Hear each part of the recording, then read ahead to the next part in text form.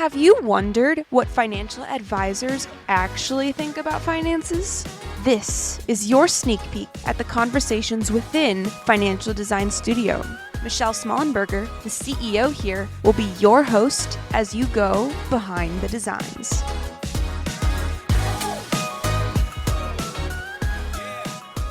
Well, hello, everyone, and welcome back to the Behind the Designs podcast. My name is Michelle, and I'm a financial advisor here at Financial Design Studio, where we help professionals retire in a tax-efficient way.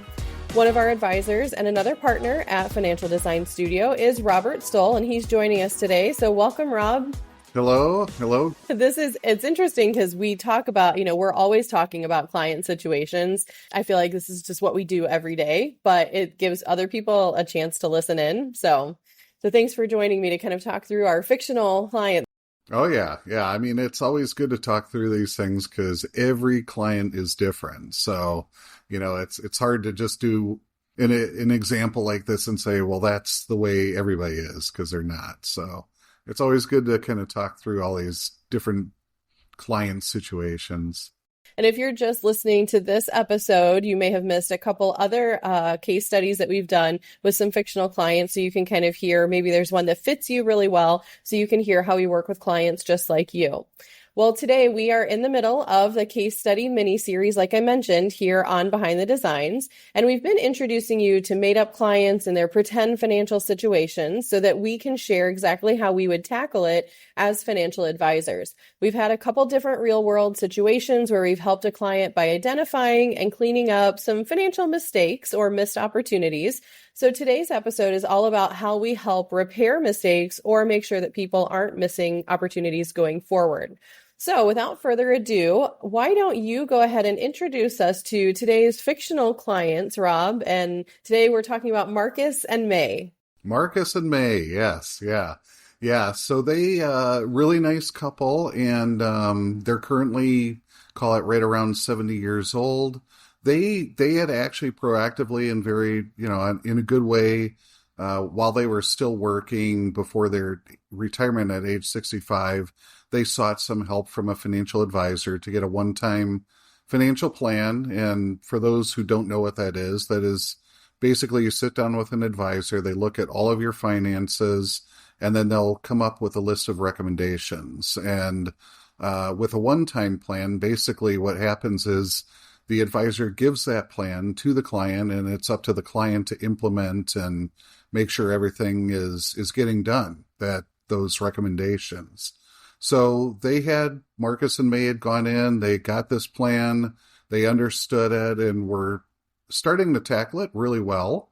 But as often happens in life, there are unexpected things, and some of those unexpected things were actually quite positive for them. They were suddenly getting income from an old business that they did not expect.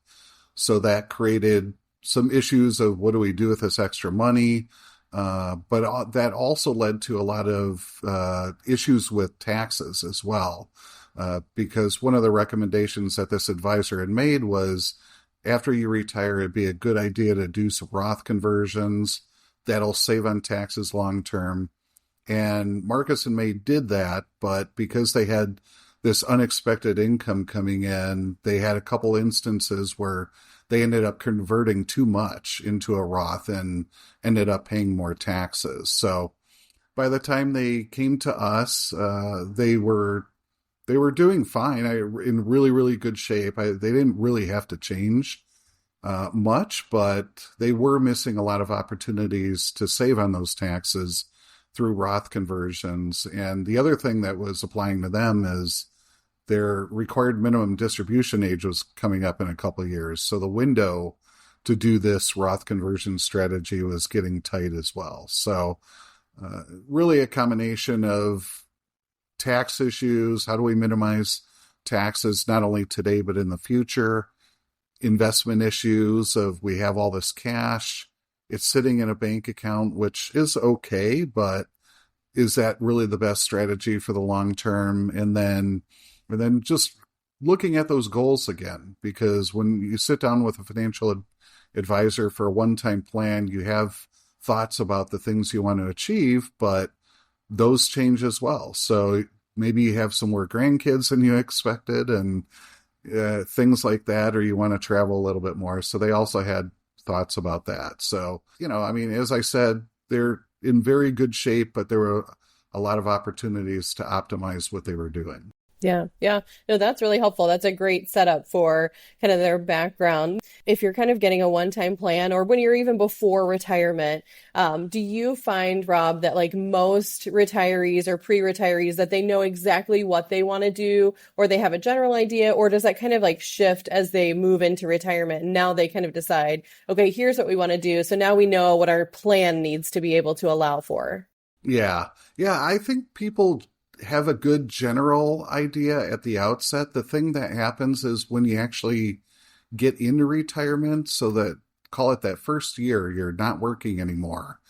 It is an adjustment period emotionally and in a lot of different ways. And I think people realize during that first year of retirement that maybe the things they thought they wanted to do before, they either don't want to do, or maybe they want to do a little bit more than what they had thought. So those things definitely do shift. There are a lot of people that have come to us and said, we want to spend X amount of dollars on travel each year, and they retired and they're doing exactly that. So this doesn't apply to everyone, but I think for a lot of people, things do change, goals change, desires change, and coming back and reevaluating all those goals is always a good thing so that they're on track with what they want to do. Yeah, sometimes I think too, there's like limitations that people didn't think that they would have. So maybe that's health issues. Sometimes it is kind of that first or second year where they're just having those doctor's appointments that maybe they didn't make time for. And so, yeah, I think you're right. There is kind of that transition into, okay, now we can do what it was that we wanted to do in retirement. So, yeah. Yeah. And even honestly, law changes. We've seen tremendous change in retirement laws and rules and tax laws, and you get that one-time plan, and most advisors will assume that whatever the tax laws are today or the retirement rules are today is what is going to hold in the future. But as we've seen over the last decade or so, those numbers have changed. The required minimum distribution age has changed 2 times. We've had 2 or 3 significant tax bills that have passed that have changed the logic behind doing certain planning recommendations. So those things change as well. And if your plan isn't up to date with those changes, then you're probably going to miss out on opportunities as well. Yeah. And even just kind of highlighting those required minimum distribution ages and really like why that matters. It used to be 70 and a half. So someone like when you retire, that 70 and a half, then you need to start taking money out. But then that changed. So then it was 72 and now it's 73 to 75. So it depends on your age. But what's interesting is if you don't know that it changed, so now you're still thinking from that plan, 70 and a half, I need to start taking money out of my IRA, you might just start doing that even if you don't need those funds, but you actually might have maybe 3 to 5 more years to actually continue doing something like Roth conversions where you don't even know, because you don't stay up on these things. That's literally what financial advisors, that's our job, is to stay up on these things. So as these things are changing, that's why so many plans do change. But I think that's a really important point that you highlight is all of these things change and we need to be sure that we're updating it. Even, if it's a tax bracket change, we could be converting a little bit more than we did last year. It's kind of all those little opportunities that it's easy to miss out on if you aren't up to date on information. Yeah. And I mean, that's been the reality with the RMD age going from 70 and a half up to 75, and the most recent tax law changes that have made lower tax brackets permanent. If you look at kind of prior to these changes, when we want to do something like Roth conversions, which is a great long-term tax savings strategy, we really have a window from the time somebody retires until their required minimum distribution age is to be able to do those. So if we met with a client, they just retired and their RMD age was 70 and a half, maybe they had 3 years to do Roth conversions. And in that scenario where, we might be recommending that they do pretty hefty Roth conversions for those 3 years. But all of a sudden the tax laws change. or the RMD age changes to 75, and now they have a longer time horizon to be able to do those. So maybe we do a little bit less Roth conversions each year so that they're not getting hit with huge tax bills right up front. So it does make a huge difference. Yeah, and that can impact even things like when you start to take Social Security, pieces like that, that, even get thrown in there too. So it can easily become complex and it can easily change the timeline. So I think that's really helpful for people to understand. That's really the reason why, kind of getting an update, working on this all year, every year. Now, and you're able to take care of any opportunities that come rather than being surprised or now, needing to figure that out. So now it's kind of become like your part-time job in retirement. Oh, wait, I need to figure this out because I'm not working with an advisor. I'm just doing this myself. So different ways that you can handle it, but kind of the drawbacks maybe, or the benefits of both.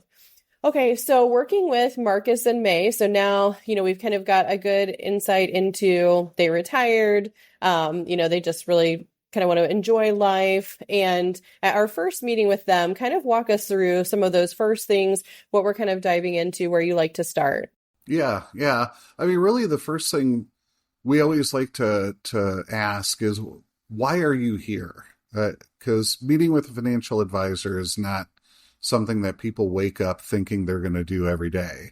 And, it's like going to the doctor. You don't just walk into an office and start talking. You have to make an appointment, and it's kind of a process. So we always like to start with, well, what brought you in here today?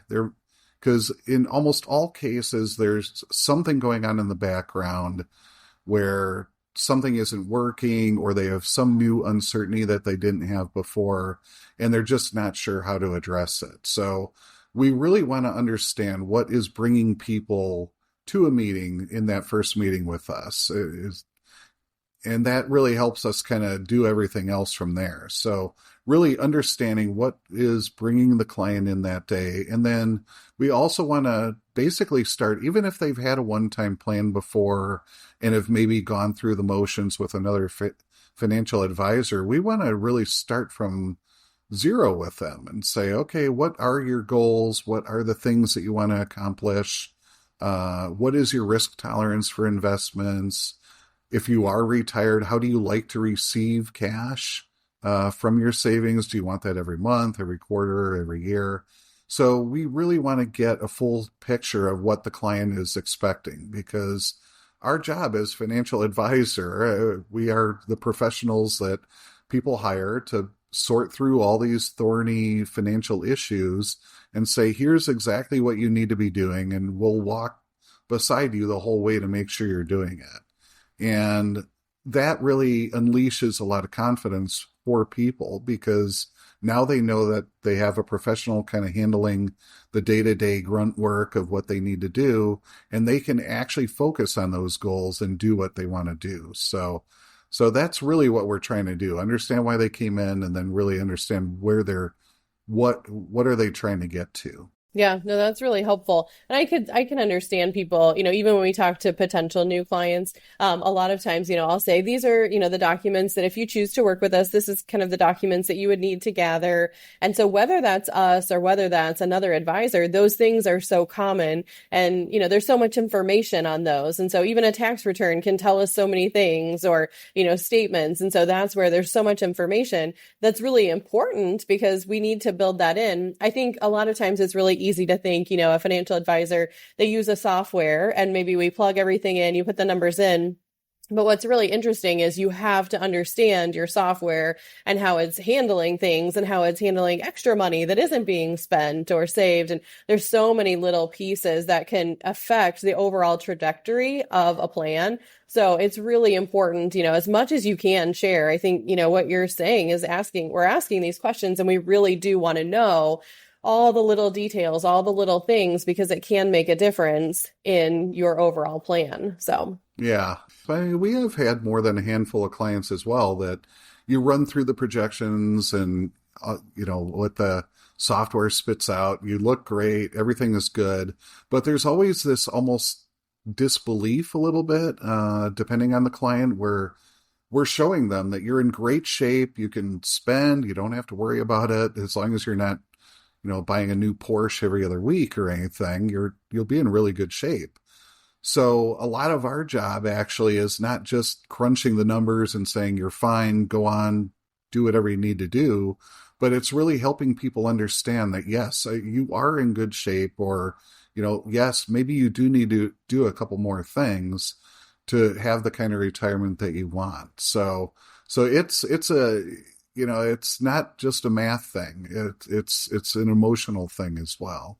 Yes, very much so. Yeah. So with Marcus and May, kind of walk us through what is their current income like, kind of current expenses, kind of what are things that you discovered in that kind of first meeting? Yeah. So pretty basic. I hate to use the word basic, but uncomplicated is probably the way to say it. They had Social Security income. There was some pension income that they were receiving, not huge amounts, but enough to make a difference each month and each year. So from an income standpoint, it was pretty easy to just kind of see what they had coming in each month from that standpoint. Beyond that, from an expense standpoint, for instance, because that's a really big thing, they were very good at tracking what they would spend each month, so we didn't have to really do a lot of work there. But then where the complexity came in was really around, they had a lot of different accounts that were of the same type. So say Marcus, he had 4 or 5 IRAs, and those could easily be consolidated and to simplify their finances. So there was things like that we had to kind of work through a little bit and discovered as we were going through the process with them. But, overall, it wasn't I would say they're not a very difficult client from a complexity standpoint, but the one thing that they were facing was their required minimum distribution age was coming up pretty soon. And the window to do Roth conversions was starting to close. So we had to really tackle, from a tax standpoint, some issues that they had in previous years of paying too much in tax, and making sure that in those final 2, 3, 4 years that they had before their RMD age, to be able to do those without paying a lot in taxes. Okay. So they kind of realized, okay, we were doing some of these things, but we were paying more in taxes than we needed to. We just knew we weren't doing it right. Was that kind of, when they came in, that was kind of the thought? Yeah. And it wasn't really, to be honest, it wasn't really, their fault, so to speak, because they had an old business venture that was giving them huge payouts right at the end of December each year. And they never knew what those were going to be. And if you're trying to do Roth conversions, you have to have those done by December 31st of each year. And so you think like, oh, we'll convert, call it $150,000 of Roth conversions. Looking at our Social Security income, our pension income, we think we'll stay in this tax bracket. But all of a sudden, this income comes in at the end of the year, and that $150,000 Roth conversion all of a sudden pushes them into a higher tax bracket. And, it doesn't totally negate the point of doing Roth conversions to save taxes, but certainly impacted it. Yeah, one of the interesting things, even as we're talking about what's changed over the years, maybe 10, 15 years ago, you could actually undo a Roth conversion, but now you can't do that anymore. So there used to be levers where if you did too much, you could actually undo a portion of it. So it's even just things like that, used to be in place that aren't in place now. And it's those kind of things like knowing, because it could even be someone who thinks, I can undo this if I did too much, but that's changed a long time ago. And so it's important to stay up to date on that. That's actually a great point. So that was a rule change from 4 or 5 years ago. And, as it is with a lot of people who kind of do their own finances, you hear that you can do X, Y, and Z, but then the rules change. And then afterwards you're thinking, well, I can do this and undo it, do a Roth conversion and undo it later, but you don't realize that new laws have come in that prevent you from doing that. So you don't get that do-over anymore. So, yeah. Exactly. Yeah. Yeah. So, okay. So this is helpful. So they're, kind of like very modest in their expenses, not really extravagant. Yeah, so basically kind of trying to be careful of kind of tax planning windows for these Roth conversions. Really, we're trying to maximize their assets, so how much they keep, and minimize the taxes that they pay. That's really kind of the overall goal with a Roth conversion. So let's just pause for a second. Sometimes we'll say like DIY or do it yourself financial plan. Kind of walk us through like, I guess, why do people usually kind of DIY their own finances? There's different types of people. There are some that want to accomplish something. They know that they don't know how to do it. So they seek out somebody that they trust to help them get it done. So I always use the example of a personal trainer. I used one for a long time and then, had some really good results, but then thought, I know it. I know what to do now. I don't need that help anymore. So I stopped using them. And of course, my results went downhill after that, because I didn't have the discipline and I didn't have somebody walking by me. But yeah, I mean, it's very easy in this day and age to DIY because there's so much information out there. You can find it on Google. There's AI now that you can type in some prompts and get some really good answers of what you should be doing. But the problem is with DIY is it's not just having the information, it's actually putting it into like implementing it. And that's where we always see the breakdown is it's not so much a lack of information from a DIYer, but it's the actual implementation of that information. And, and then you throw in the tax law changes, then you throw in some other unexpected things that happen. And all of a sudden, everything that they thought they understood about how to deal with a financial situation isn't how they should be dealing with it. So, we never, I DIY myself, in various things like landscaping and personal training, much to my chagrin at this point. So it's not to say you can't do it, but, at the end of the day, if you really want the result, getting a professional, working with them year after year is really how you're going to get that consistent result year after year. And you'll find you don't have to really worry about it. Yeah, I think one thing too that's interesting, you might hear us, on our podcast talk quite a bit about, strategies like Roth conversions or giving or things like that. And I actually want to caution people because there are actually situations, and this will be, in our next podcast episode, we're actually going to hear a case study about a client who Roth conversions actually do not make sense at all in their plan. And so there are actually situations where you could be hurting your plan or just paying taxes completely needlessly because you say, well, Roth conversions, everyone says it, I should be doing it. It's kind of like it's out there. It's a strategy everybody's doing, but that is not the case. And so I do want to caution people from, thinking that a good strategy is good for everyone. It really does depend on your situation. Also too, I think a lot of times, DIY, doing your own finances, financial plan, I think it can sometimes get a bad rap. I think, when a client comes to us, some of the things that we're telling them are, we're really starting from today. Like you said, we get all the information when they come in. We really want to know everything, even if they've already worked with another advisor, because we're really starting from scratch. And we're saying, okay, from today on, we want to help you make the most of any opportunities. We're not going to, not really shaming you for anything you've missed or could have done, even though a lot of times, there are some clients, I'm sure you can agree or relate to this, that come in and say, wow, I really messed up, man. If I would, this, and you feel bad for them because you want to say like, we might be thinking, yeah, that really does stink. Like there is an opportunity there, but we're not at all saying, reminding them of that or anything. It's just, okay, we're just starting from today and that's what we're working with. Yeah. And it's all water under the bridge. So, I mean, at a certain point, you have to just say, let's move forward from there. Don't dwell on the past too. Yeah. Maybe you've heard this kind of maybe at social media, wherever it is, where, people will kind of say, do it before it's too late. And when we think about finances, like, is there really a point where it's too late to do something? Or is it just that they're kind of missing some opportunities they could have, but it doesn't mean that their plan will totally flop? What do you think about that? Yeah, I would say in the vast majority of cases, it's never too late. So there's always time to be able to do things.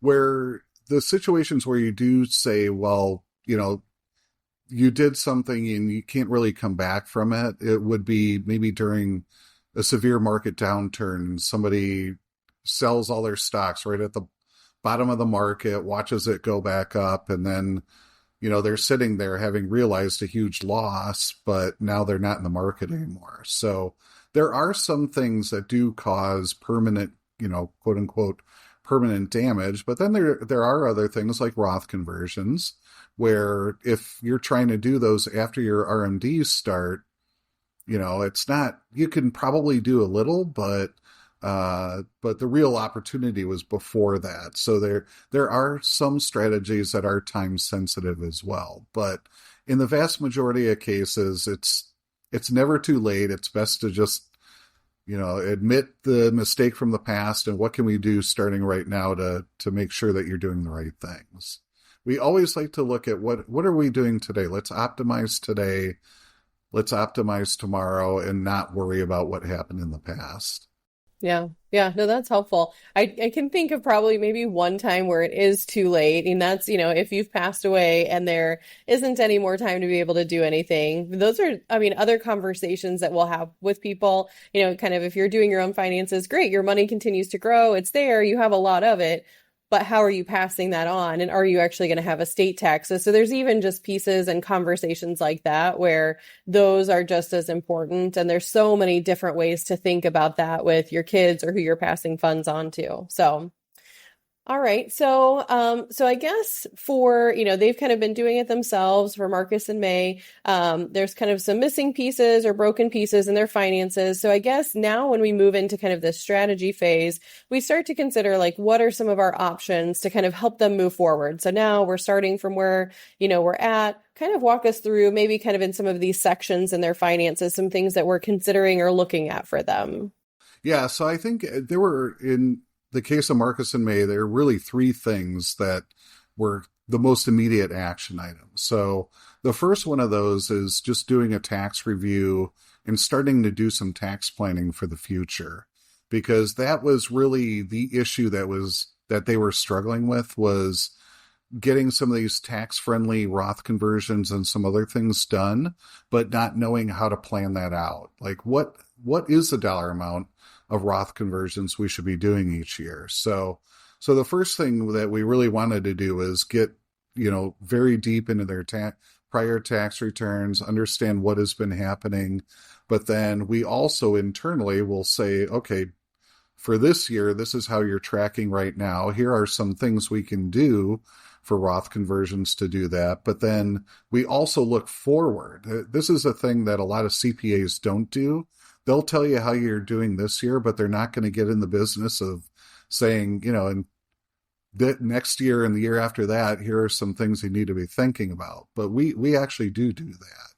So we like to take a very comprehensive review of somebody's taxes and make sure we're planning this out with an eye towards the future as well, because the future does impact the decisions we're going to make today. So that was really the big one. The other major piece that they were struggling with that we had to talk about was investments. So in the case of Marcus and May, to be perfectly honest, they had every projection we ran was like, you are in extremely good shape. There's almost no scenario short of the Great Depression where you're not going to be just fine to do everything that you want to do. But they were very risk averse. And some people, when it comes to investing, there's no right or wrong, but some people are more aggressive with their investments. They want to make and grow as much as they can.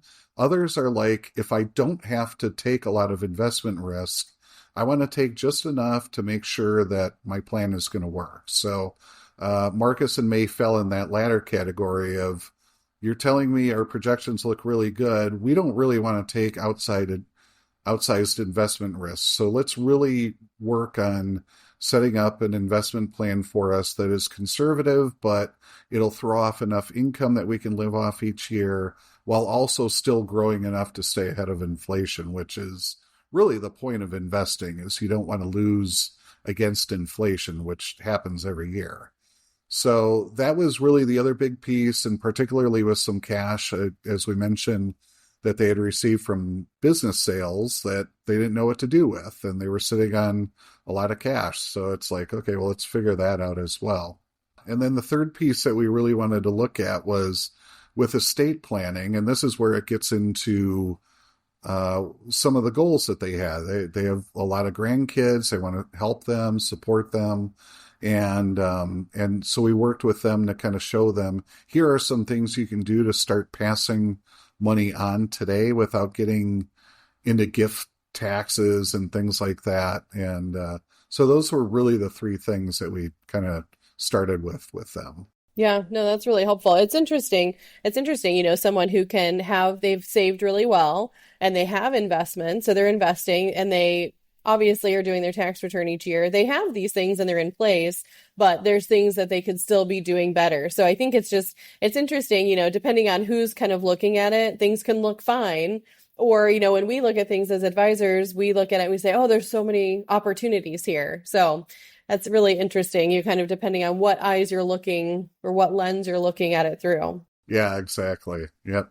All right. So let's kind of move through to the implementation phase. So we kind of talked through strategy. Now, when you kind of described just those three things that for them were kind of high level, that really is a process where our whole team is kind of looking at that. So there are 4 advisors here. We're all really looking at that together to see, is there anything we're missing? And, oftentimes it's kind of like 4 heads are better than one. But when we look at this, we're saying, one of us might think, oh, this and this, and you kind of start to add on top of it rather than just one strategy. There's several that we're kind of adding together to get to a really good strategy. So in that phase, everyone's kind of working on it. And then we start to say, okay, now let's implement this. So why don't you kind of walk us through, I guess, the implementation piece and kind of what that looks like, maybe even kind of for a DIY, person who's doing it themselves versus someone who's working with an advisor.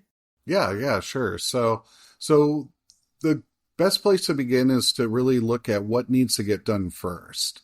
So something like Roth conversions, you technically have until the end of the year to get those done. So if we're sitting here early in the year or in the middle of a calendar year, you have time to be able to do that. That doesn't necessarily have to be the first thing. So in their case, because they had a lot of different investment accounts, the name of the game, once we started working with them and implementing their plan, was really to simplify their financial life. So taking a lot of these disparate accounts, consolidating them down as much as we can so that they only have a small handful of accounts that they have to look at.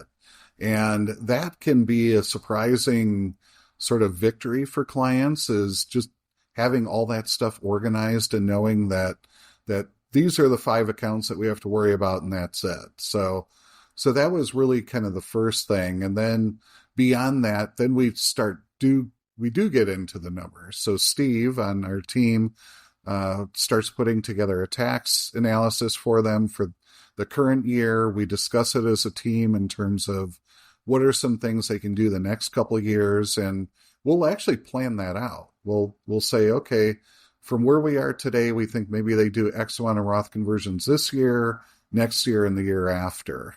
And so we kind of start getting that idea. We talk to the client. Here's what we're seeing today, but we'll really tighten this up towards the end of the year just to make sure that we have all the information that we need for taxes. And then beyond that, working with their investments. So once everything is consolidated, we want to make sure that after having a meeting with them and talking through their risk tolerance and how they want to be invested, once we arrive at an agreement on what that should look like, we will actually implement that investment strategy in their accounts so that they know, starting today, we are invested exactly the way that Financial Design Studios recommended. And so those are, that's really kind of how it starts is, what do you need to start with first? Simplify your life. Then you move on to some of the more numerical planning of things that you want to do, like Roth conversions.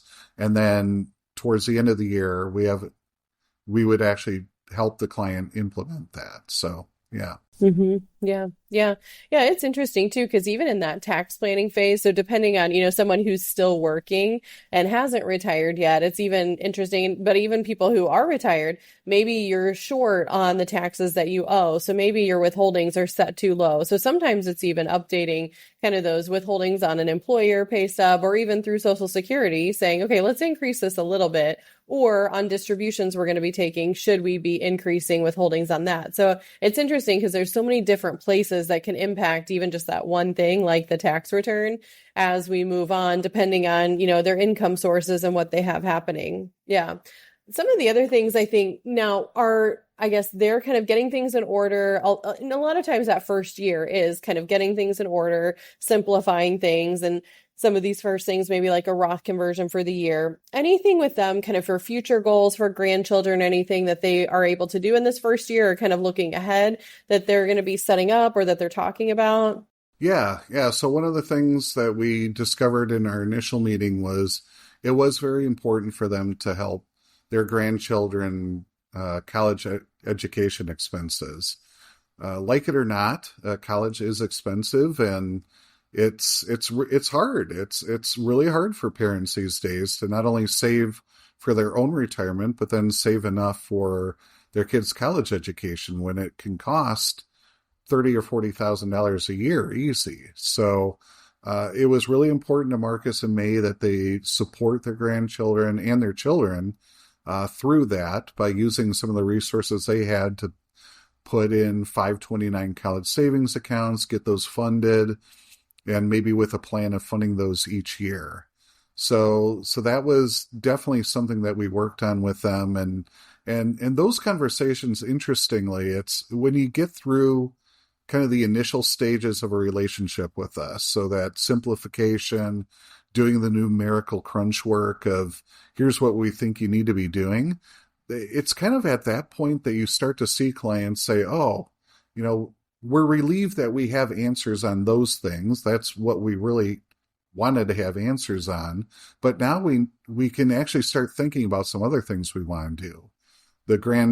Supporting grandchildren in this case, or it might be charitable endeavors that they didn't think they had enough resources for before, but now we're looking and saying, you can actually start giving money each year and your plan will be just fine. So it's after those first two stages that it's the most enjoyable part, I think, of being a financial advisor is seeing people really start thinking and being creative with what they can do with the rest of their life in retirement. Yeah. Yeah, it is interesting. It's once you kind of get through and this is, I think, some of that busy work kind of where, you can retire and you can say, okay, I'm going to manage this on my own. And this is where we kind of say, what is it that you want to be doing in retirement? Do you want to do your hobbies or do you want to be managing your finances and trying to figure out what it is you need to do? It is fun to watch people kind of as they start to dream a little bit, as they start to think forward of, well, what are things that we wanted to do? Or now that we got past that, I think maybe it gives them some more capacity to actually start thinking about, okay, these things are fine. We feel confident here. So now it's, well, what else could we do? So kind of starts maybe a little bit of dreaming about their plan. Yeah. And I would say, this is where I think doing it yourself really does hurt you in the long run, because with a DIYer, you're figuring stuff out and you get answers and it's like, okay, as of today, I know exactly what's going on, what we need to do. And, maybe those answers are correct and you start implementing them and you feel okay. And then you start thinking about these longer term things like giving to grandchildren. But then tax laws change or something else changes. There's a health issue. And you almost have to go back to the drawing board and relearn everything and say, okay, where are we again? Let's get back to square one. A DIY client never really has that opportunity to know that all the nuts and bolts of their finances are taken care of so that they can think about these bigger plans, these dreams and things like that. They're constantly having to kind of go back to the well and say, oh, things have changed. We need to kind of go back to square one again. So that's really, and I'm not just talking our own business here. because this is what we do. But I mean, it's the reality. I mean, we've seen it with clients that maybe have come to us, left us, and wanted to come back, and things like that. And it is what happens, and it's not right or wrong, but it's just observing if you're really committed to getting good financial results out of all the savings that you made during your career, then getting that year by year, day by day help from a financial advisor like us is really key. Yeah, I think that's what's interesting. We used to do one-time plans when we first started our business, and that it is really helpful. We even now will see, we don't do one-time plans anymore, but we will now see, clients or potential clients who are looking for that. They're looking for a one-time plan. What's interesting to me is what they're really looking for is confidence. And we will see, they'll say, okay, here's what we're doing. They maybe just like Marcus and May, but the piece that they're looking for is, but we just need to make sure we're doing it right. They're looking for confidence. They're looking for, making sure that they're doing it correctly. And I mean, that honestly is really what you pay an advisor to help you do. I think one of the other pieces too is that, you should be able to have that confidence knowing, okay, our finances are on track. But I think too, if you're someone who is, even working with an advisor and you don't have that confidence, you're not sure.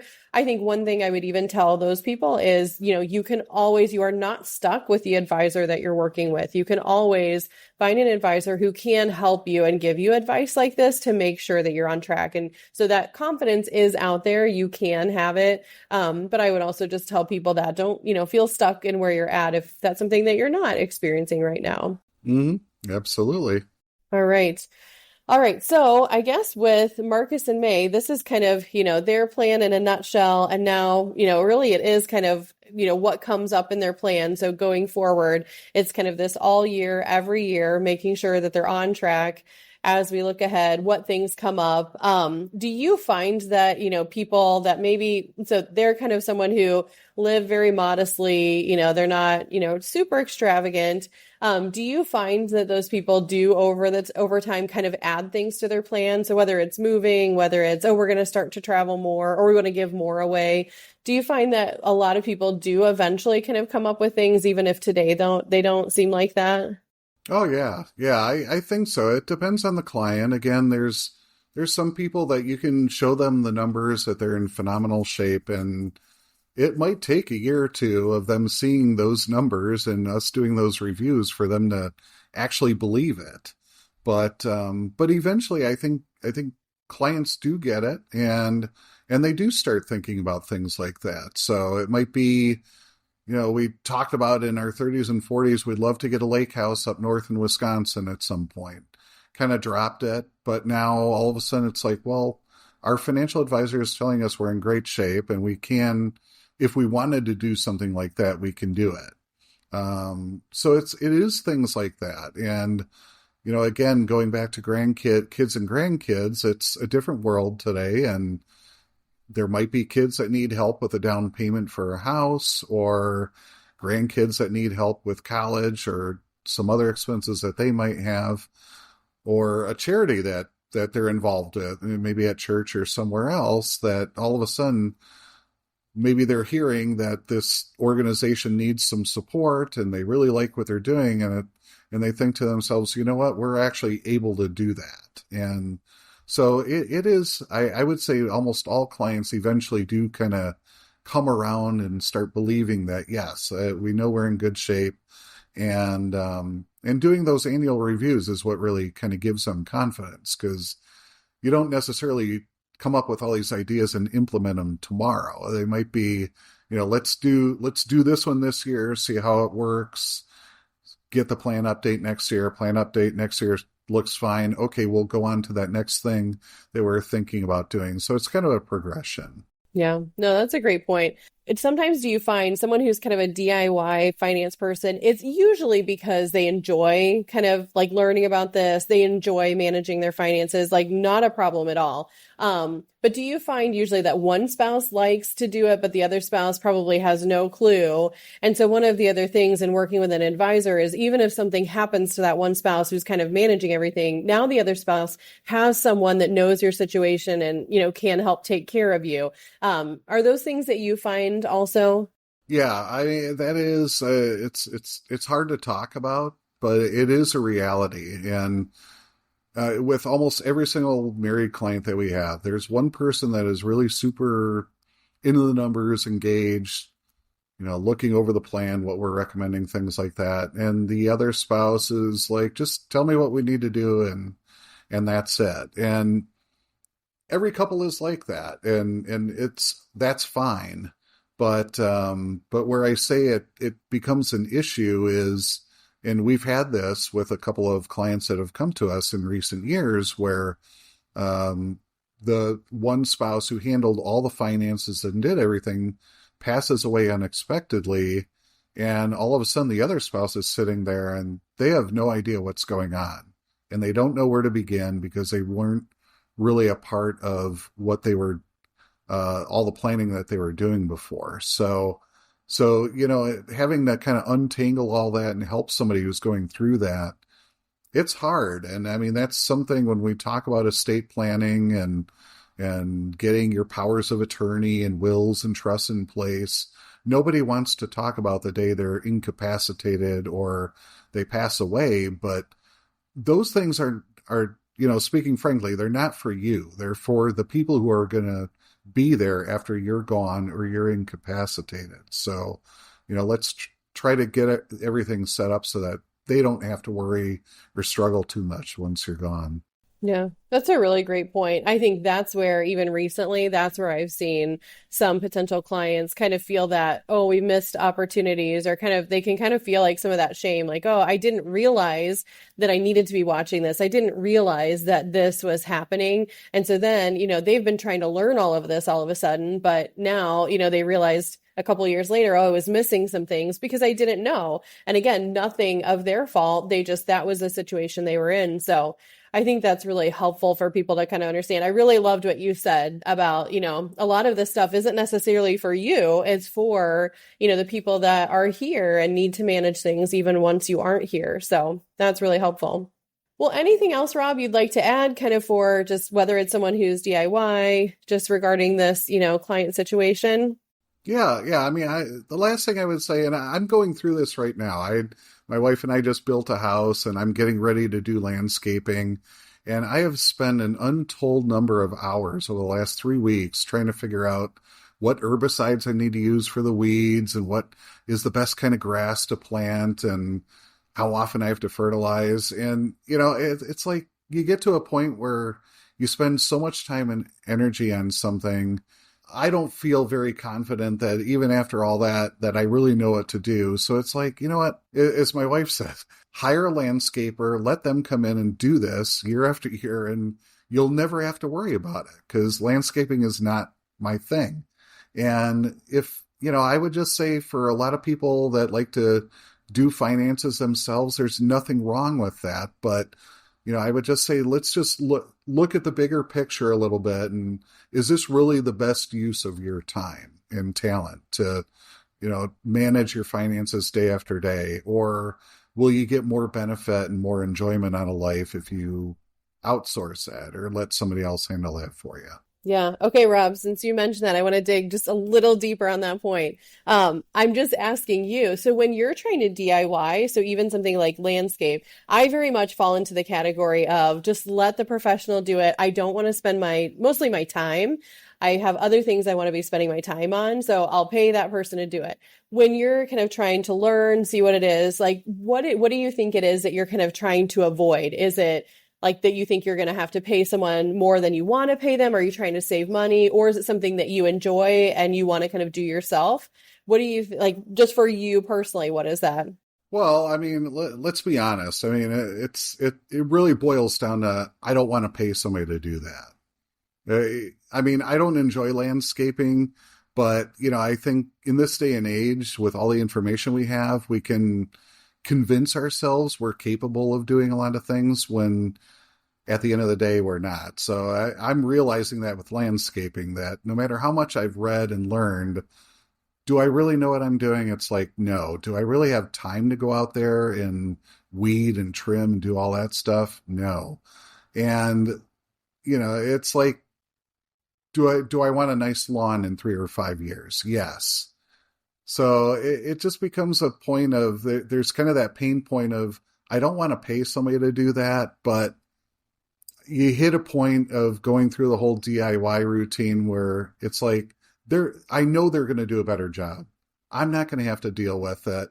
So the price that I'm going to pay, it's kind of like a balancing scale. Like all of a sudden it's like, you know what? I am willing to pay that just so I know this is done and I don't have to worry about it. And it's the same thing with finances. People don't want to pay advisors, and I get it. And, I can do this on my own, but again, it's the likelihood you're going to do as good a job as a professional is, not great.